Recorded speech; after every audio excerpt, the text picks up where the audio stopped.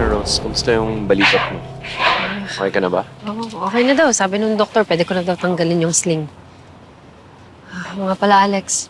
Ako na muna yung magtatanong kay Dwight, ha? Nagsasensyahan na lang kita kapag pwede mo na siyang kausapin. Rose, salamat ah. Siyempre naman. Para kay Ineng. Para kainin.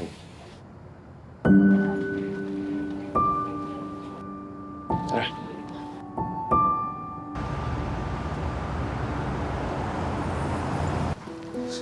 Alex.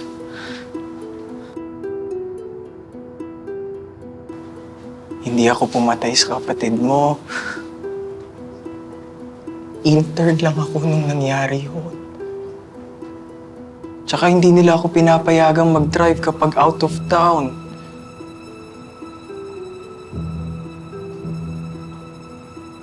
Meron ka bang record kung sino nag-drive nung araw na yun?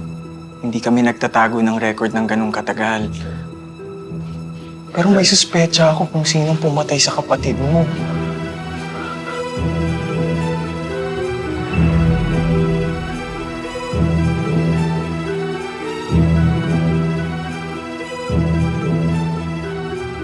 Si Ma'am Natalie yun, pre.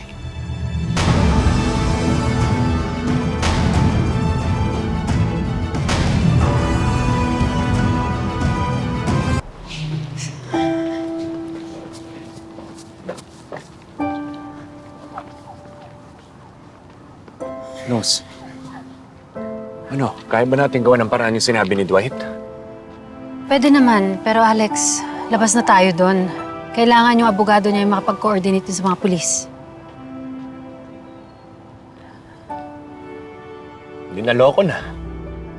Alam naman natin kung gaano kalakas yung tera sa mga pulis eh.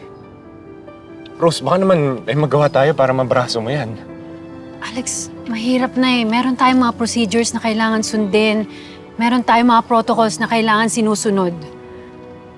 Kundi, baka mamaya mas lalo pa tayong magkaroon ng problema.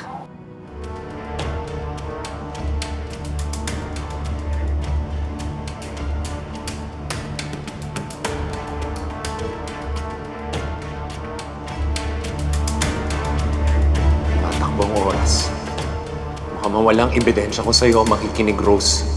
Sorry. Pero kailangan kong maghanap ng ibang paraan. Hustisya para sa kapatid kong pinag-uusapan dito.